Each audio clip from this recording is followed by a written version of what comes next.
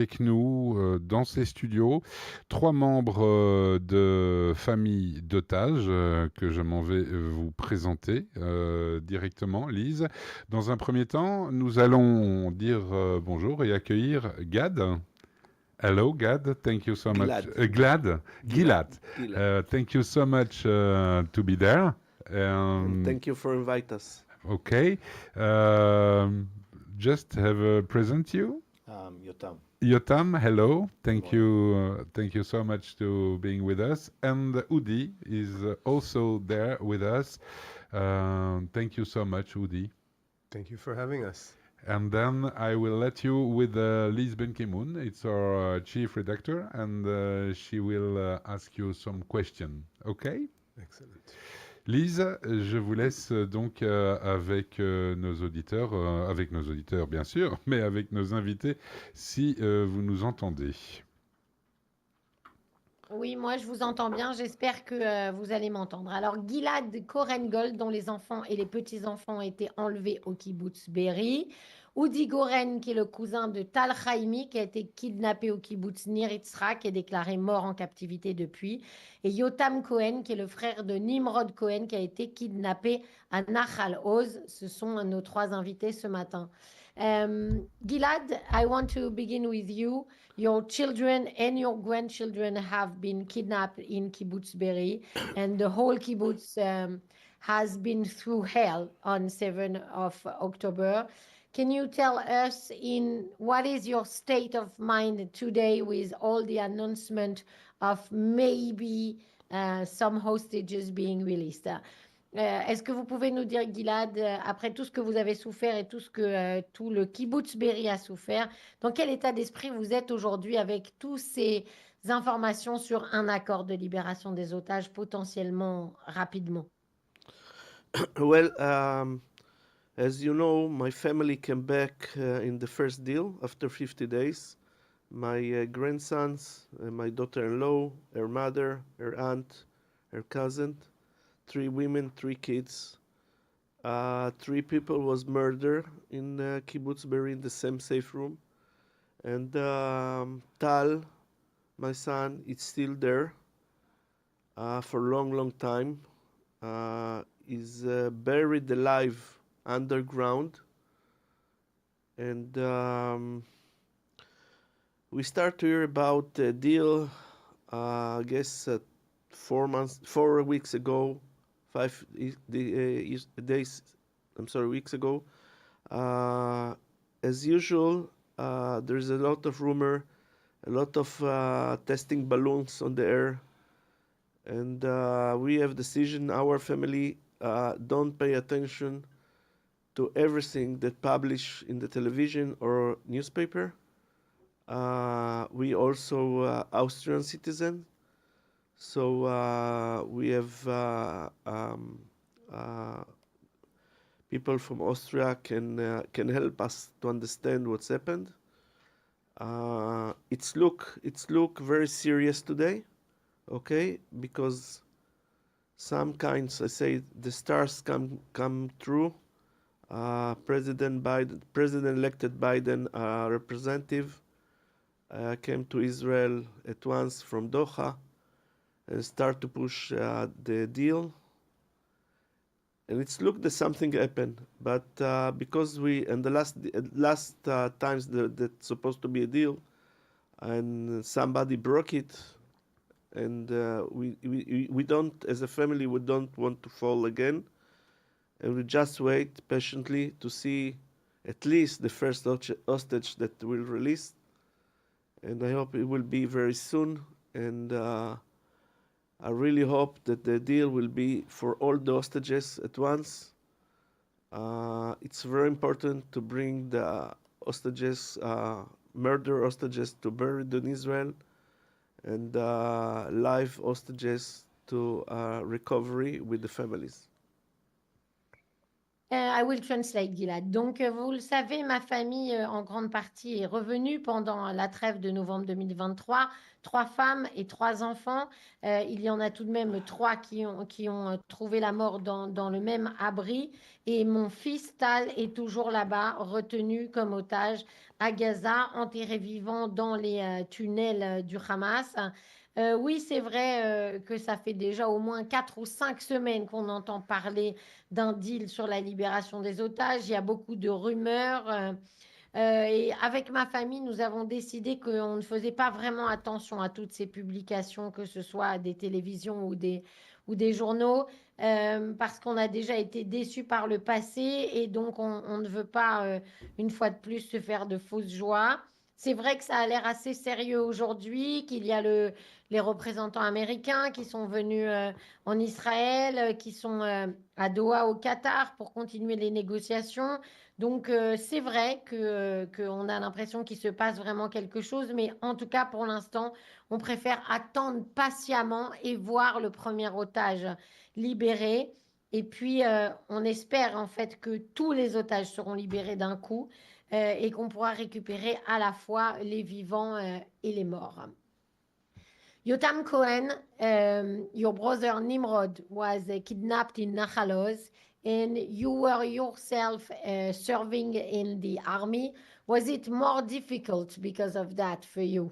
Yotam, votre frère Nimrod a été kidnappé à Nahal Oz, il est toujours otage à Gaza, et vous ensuite vous êtes parti en période de réserve pour servir dans Tsahal. Est-ce que c'était plus difficile pour vous avec cette réalité? Just to correct a few small details, my brother wasn't kidnapped from Nahal Oz, he was kidnapped from an outpost near Nir Oz in Nirim. It's more on the southern part of the Gazan border. And regarding me myself, I'm not currently, and it hasn't been for a long time, a soldier, so I'm fighting on the more civil front. And what do you think about the rumor of a deal? Do you have hope? We've all heard the recent rumors about an upcoming hostage deal. We get the sense that we should thank the American President-elect Donald Trump for pushing both sides, and especially the Israeli side, for the negotiation table. We get the sense that in the last weekend there were major developments thanks to his mediator and negotiator who came to Israel to push a prime minister personally. And we're hoping that Europe will join the American pressure on both sides on the negotiation table, and will push for a comprehensive hostage deal that will result with the release of all the hostages, the living ones and the unfortunately deceased ones.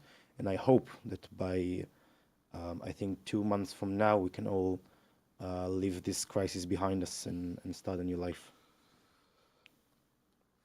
Alors, Yotam voulait préciser d'abord que son frère n'a pas été kidnappé à Nahal Oz comme je l'avais lu, mais plutôt à Nir Oz.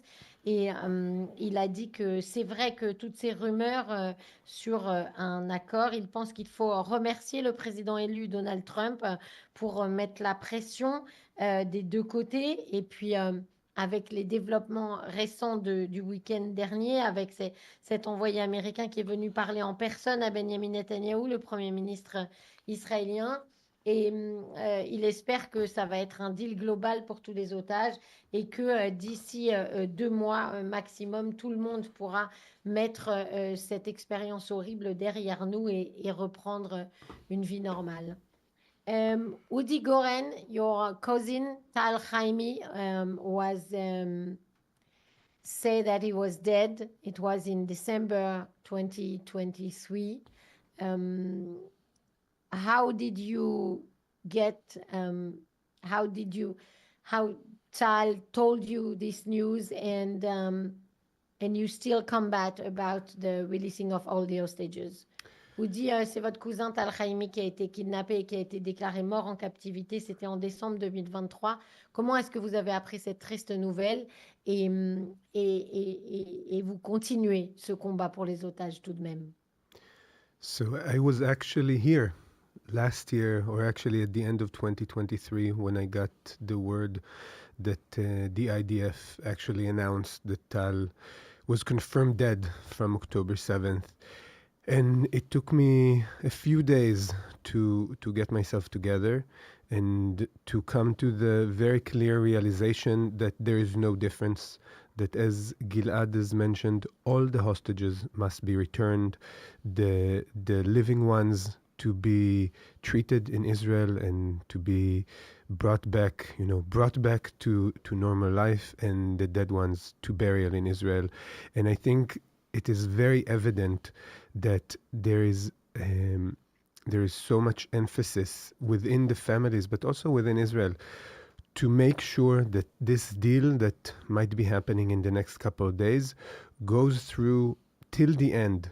So also all the deceased hostages will be brought back to burial, because that is the only way that the families can find some solace and closure and move forward with rebuilding their lives that were not only completely destroyed on October 7th, but were also put on hold since then.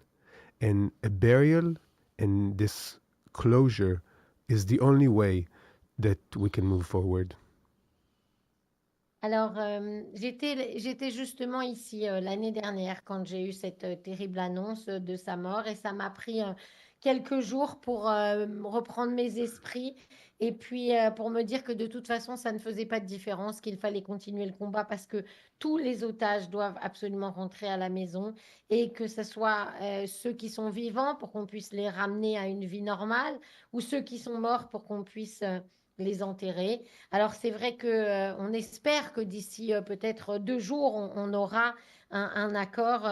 Mais le plus important, c'est de comprendre qu'il faut vraiment que ça soit un accord global pour tous les otages, y compris les morts, parce que il n'y aura que, c'est le seul moyen d'avoir en fait une fin, de pouvoir se reconstruire, parce que s'il n'y a pas d'enterrement de ceux qui sont morts, alors on n'aura pas de fin à cette période terrible de nos vies. Et il faut se rendre compte aussi que de toute façon, nos vies ont été mises en pause depuis le 7 octobre. Gilad, how important for you is it to travel the world and, for example, be in Brussels today to talk about the hostages? Gilad, à quel point c'est important pour vous de voyager dans le monde pour parler de cette cause des otages et d'être aujourd'hui à Bruxelles? Well, one of the things that we as a families want, that the hostages will not disappear. And there is 21 countries in Europe that there is hostages in Gaza. There are double citizens, Israel and European countries. It means that also in those countries, we want that the hostages will not disappear from there, and people will know there is hostages in Gaza. So it's very important to make delegation and to talk all the time, talk to authorities, talk to ministers, talk to people, talk to radio, talk to interviews to TV. So nobody has the opportunity to forget the hostages. So it's very important. Sometimes it's very, very tough. We came here from the morning to the night with meetings and important meetings, and that's it. The hostages, I want to tell you something. Nothing will move in the Middle East without finish the hostages case. Everything start and finished with the hostages. And everybody must to understand this. Everything start and finish with the hostages. Alors, Gilad a dit que oui, il y a une chose qui est vraiment très importante et sur laquelle toutes les familles d'otages sont d'accord, c'est qu'il ne faut pas que la cause des otages disparaisse, il ne faut pas qu'on les oublie. Il faut se rappeler qu'il y a certains otages à Gaza qui viennent de 21 pays d'Europe, donc dans chaque pays où il y a des gens qui sont donc binationaux, israéliens et autre chose, comme Gilad qui rappelait tout à l'heure qu'il est autrichien. Il faut se souvenir d'eux. Et donc, c'est important de parler tout le temps, de parler à des hommes politiques, de parler à la radio, à la télévision, aux gens dans la rue, pour que personne n'ait l'opportunité d'oublier les otages. Et parfois, c'est très difficile pour eux. Comme ils le rappellent, ils ont des journées très longues. Euh, mais rien ne bougera, selon lui, au Moyen-Orient sans les otages. Il faut comprendre, il a bien répété, tout commence et tout finit avec les otages. C'est ce qu'a dit Gilad Korengold. Yotam Cohen, I want you to talk about your brother Nimrod a little, and the relationship you had together and how close you were. Yotam, est-ce que vous pouvez parler un petit peu de votre frère, de votre relation et de combien vous êtes proches? My brother Nimrod was kidnapped at 19. He celebrated his 20th birthday this July, a few months ago. My brother was a soldier. He was stationed on the southern part of the Gazan border between the two villages, Nirim and Nir Oz. He was tasked to protect those villages, and this is what he and his teammates were doing on the morning of the 7th of October. At about 6:30 a.m., they got the alert that there were a mass of terrorists, Hamas terrorists, storming the border, and were starting to kidnap and murder and torture the civilians in the nearby villages. And so they put themselves as a protecting shield on the very border. Out of the 4 teammates, my brother was a tank crew member. Out of the 4 of them, only my brother survived that day, the 7th of October. His commander, Omer Nutra, which is also an American citizen, and his 2 teammates, Oz Daniel and Shakedan, were killed. 2 of them were killed after being captured. They were executed.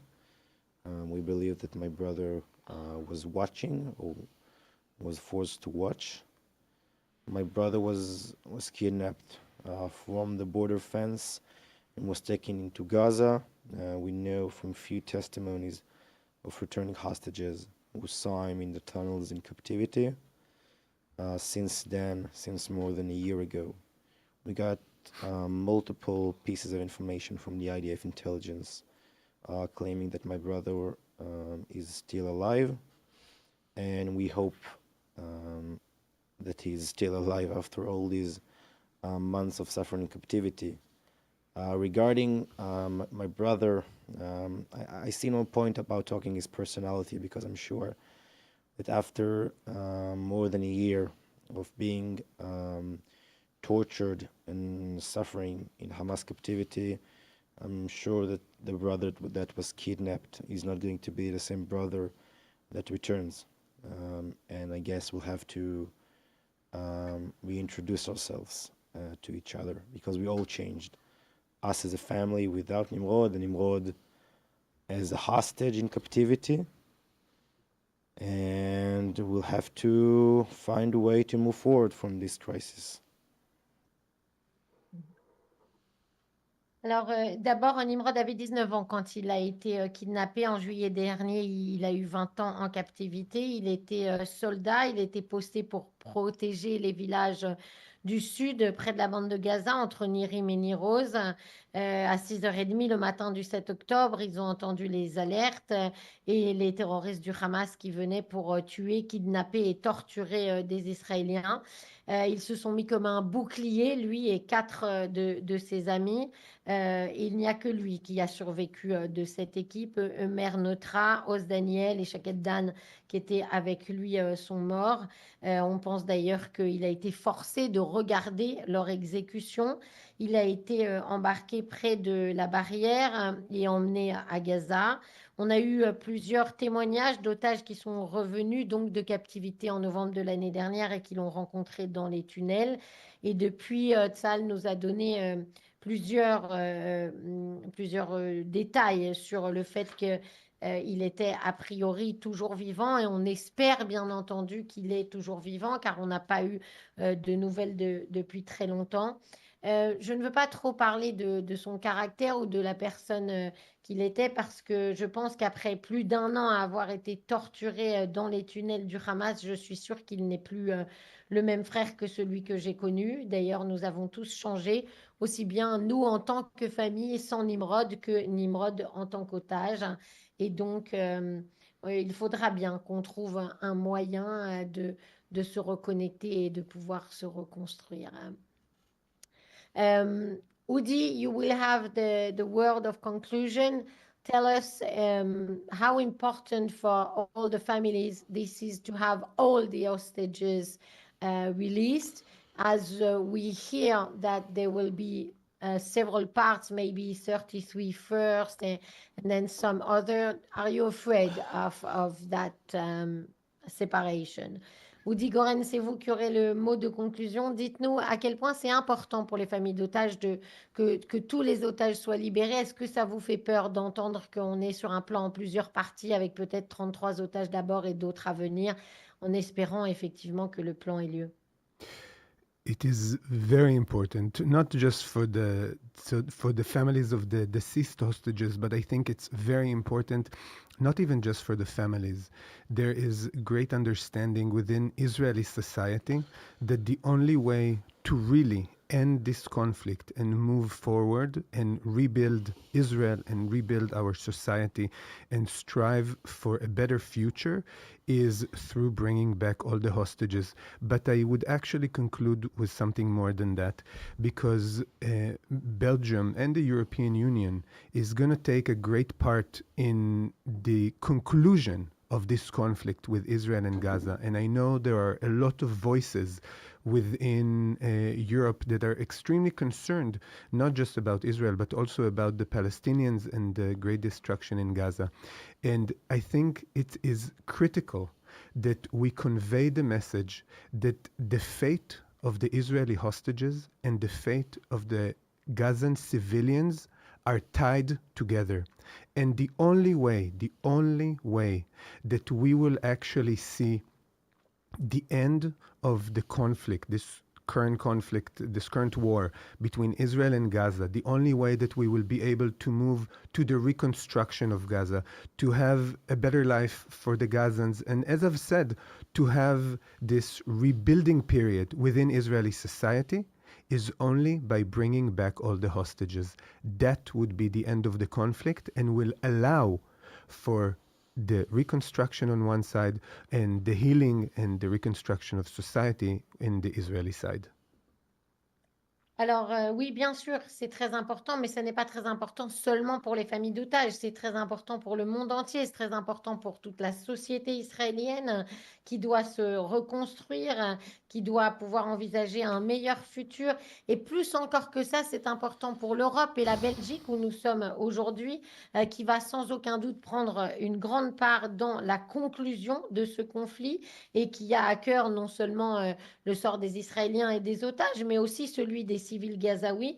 Et il faut comprendre que ces deux choses sont intimement liées. La fin de cette guerre et la reconstruction de Gaza ne pourra pas avoir lieu ne pourra avoir lieu que d'une seule manière, c'est si tous les otages sont ramenés à la maison, les vivants comme les morts, et ça permettra seulement à ce moment-là de pouvoir reconstruire, comme je l'ai dit, et que tout le monde puisse guérir de ce conflit.